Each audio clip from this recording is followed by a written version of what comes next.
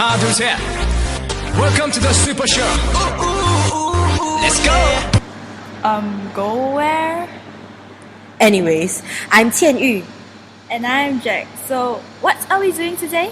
Today, we'll be talking about material standard of living, also known as material SOL. Material SOL is measured by the quantity and quality of goods and services available for consumption to each person in the country. And it is actually a representation of the economic well-being of the people in the country. So, what constitutes material SOL? Well, there is the quality and affordability of housing, quality and availability of employment, and poverty rate. And all these are usually measured by GDP. GDP is the total money value of final goods and services produced using resources within the territory of a country in a particular year. Assuming that the long-run aggregate supply increases, national income will also rise, and therefore, the country experiences an economic growth. Due to the expansion of the economy, more factors of production are needed, for example, labor. This implies an increase in job opportunities. With more people employed, there is generally an increase in consumers' income. With higher purchasing power, consumers tend to demand more and better goods and services to satisfy their wants. Hence, rising GDP leads to rising material SOL.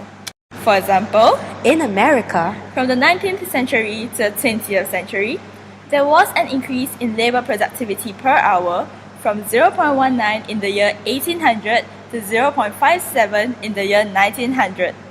This shows that more goods and services were being produced, thus an increase in national output. With more goods and services for consumers in the country to consume, material SOL rises. Hey, but does rising GDP always necessarily lead to rising material SOL? Now let me give you another example. Another example? In Nigeria, the GDP in 2010 was 216.803 billion USD, and it was 238.920 billion USD in 2011. So there was an increase in GDP. Okay. Glad you noticed. However, the sad truth was that based on the MBS report in 2011, out of the 150 million people living in Nigeria, only 30% of the people actually live above the poverty line.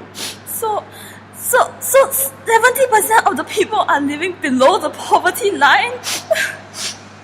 Nigeria actually experienced a high inflation rate of 11.1%.